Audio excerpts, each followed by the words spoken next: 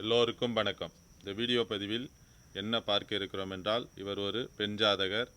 இந்த ஜாதகருக்கு 50 வயது முடிந்து ஒரு நாட்கள் ஆகிறது. இவருக்கு இதுவரைக்குமே திருமணம் ஆகவில்லை. இவருடைய ஜாதகத்தில் அந்த கிரகநிலை எதன் அமைப்பில் இருந்தால் அவருக்கு திருமணம் நடக்காமல் இருக்கிறது என்பதை பற்றி பார்ப்போம்.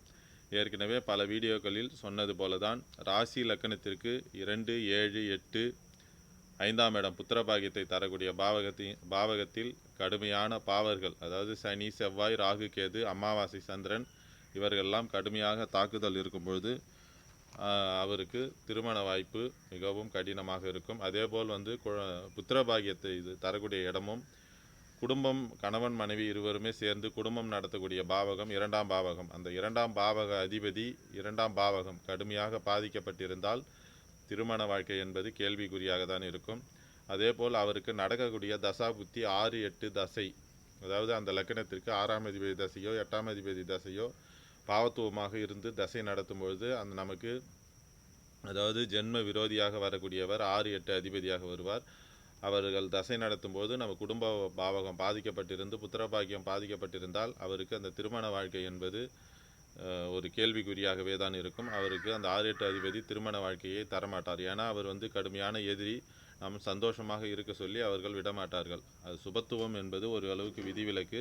அந்த சுபத்துவத்திற்கு குடும்பஸ்தானம் நன்றாக இருக்க வேண்டும், குடும்பாதிபதி நன்றாக இருக்க வேண்டும். அதேபோல் புத்திர பாகியத்தை குறிக்கக்கூடிய அதிபதி நல்ல அமைப்பில் இருந்தால்தான் அந்த 6, 8 அதிபதிகளே கூட நமக்கு அந்த திருமண வாழ்க்கையை கொடுத்து சந்தோஷத்தை தரக்கூடிய அமைப்பில் இருப்பார். இவருடைய ஜாதகத்தில் அந்த குடும்பஸ்தானம் எந்த அளவிற்கு பாதிக்கப்பட்டு இருக்கிறது, புத்திரபாகியம் பாதிக்கப்பட்டு இருக்கிறது என்பதை பற்றி நாம் இந்த வீடியோ பதிவில் பார்ப்போம். அதாவது கிரகங்களுடைய விளையாட்டே தான் மனிதனுடைய வாழ்க்கையாகும். அதனை ஒன்றும் செய்ய முடியாது.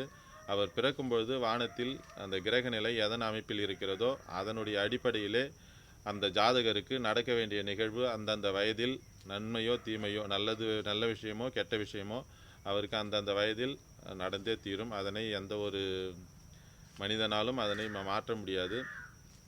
இது நம்ம ஜாதகத்தினுடைய அந்த அமைப்பு, கிரகங்களுடைய அமைப்பே ஆகும். இவர் 25/8/1976ஆம் ஆண்டு பிறந்துள்ளார். இவர் 7:45 பிறந்துள்ளார் மாலையில். இவர் பெண் ஜாதகர், கடலூரில் பிறந்துள்ளார். இவருடைய நட்சத்திரம் மக நட்சத்திரம் 3ஆம் பாதமாகும். இவர் மீன லக்கணத்தில் பிறந்துள்ளார். 2இல் கேது, 3இல் குரு, 5இல் சனி, 6இல் சூரியன், சந்திரன், சுக்கிரன், 7இல் புதன், செவ்வாய், 8இல் ராகு. இவர் பிறக்கும் பொழுது கேது தசை 1 வருடம் 4 மாதம் 4 நாட்கள் இருக்கும் பொழுது அவர் பிறந்துள்ளார். அதன் பிறகு அவருக்கு சுக்கிர தசை ஒரு 20 ஆண்டு காலம். அந்த சுக்கிர தசையில் அவருக்கு திருமணத்தை நடத்தக்கூடிய அமைப்பில் சூரியன், சந்திரன் இருவரும் கடுமையாக பாதிக்கப்பட்டு, சுக்கிரனும் கடுமையாக பாதிக்கப்பட்டு 6ஆம் இடத்தில் இருக்கிறது மிகவும் தவறான ஒரு விஷயமாகும். அதனால் சுக்கிர தசை 21 வயது வரைக்கும் நடந்தது. அதற்கும் அவரால் திருமணத்தை செய்யக்கூடிய அமைப்பில் இல்லை. அதன் பிறகு சூரிய தசை ஒரு 6 ஆண்டு காலம். அந்த சூரியனே 6ஆம் அதிபதி ஆட்சி பெற்று அமாவாசை சந்திரனோடு இருந்து அந்த சுக்கிரனை கடுமையாக பாதிக்கப்பட்டிருக்கிறார். அந்த சுக்கிரன் 8ஆம் அதிபதியாகவும் செயல்படுவார். அதனால் 8ஆம் இடத்திற்கு 11ஆம் இடத்தில் தான் இருக்கு. அதனால் சூரிய தசையும் அவரால் அந்த திருமணத்தை தரக்கூடிய அமைப்பில் இல்லை. அதன் பிறகு சந்திர தசை, சந்திரன் 5ஆம் அதிபதியாக இருந்தாலும் 6இல் அமர்ந்து அவரும் அமாவாசை தோஷத்தில் இருக்கிறார். அந்த சந்திர தசையும் அவரால் கொடுக்க முடியவில்லை. அதன் பிறகு செவ்வாய் தசை ஒரு 7 ஆண்டு காலம். அந்த செவ்வாயும் சனியினுடைய பார்வையினால் இந்த லக்கணத்திற்கு 7ஆம் அதிபதியோடு தான் இருக்கிறார். ஆனால் சனி, செவ்வாய் இருவருடைய அந்த கடுமையான பாவத்துவ அமைப்பு.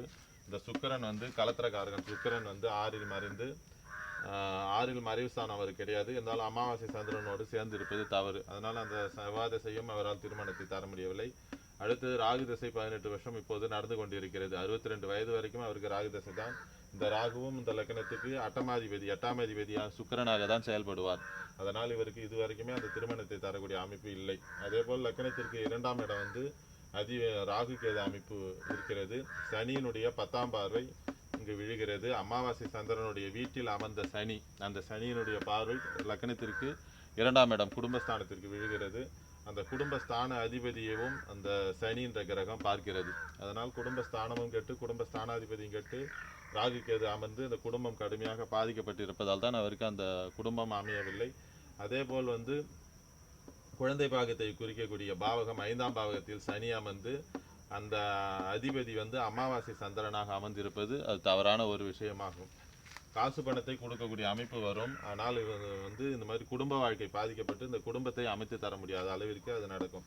அதேபோல் ராசிக்கு 2ஆம் இடத்தில் அந்த சனி செவ்வாயினுடைய தொடர்பு அமைந்திருக்கிறது. ராசிக்கு 5ஆம் இடம் எந்த விதமான பாவ தொடர்பும் இல்லை. ஆனால் லக்னத்திற்கு 5ஆம் இடம் கடுமையாக பாதிக்கப்பட்டிருக்கிறது. ராசிக்கு 2ஆம் இடம் பாதிக்கப்பட்டிருக்கிறது. ராசிக்கு 8ஆம் இடம் வந்து செவ்வாயினுடைய பார்வை தான் இருக்குது. ஆனால் சனியினுடைய பார்வையை வாங்கின செவ்வாய் வந்து அது ஒரு பலவீனமான அமைப்பை தான் தரும்.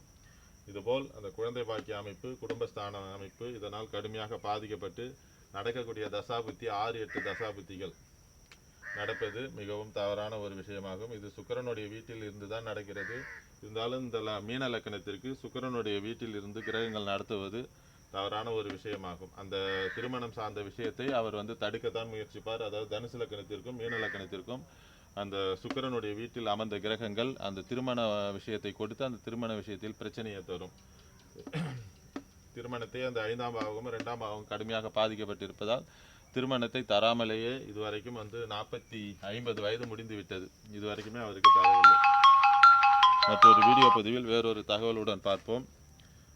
என்னுடைய தொடர்பு எண் 9994034255 என்ற எண்ணை தொடர்பு கொண்டு ஜோதிட சந்தேகங்கள் மற்றும் ஜோதிட விளக்கங்களை தெரிந்து கொள்ளலாம். எல்லோருக்கும் வணக்கம்.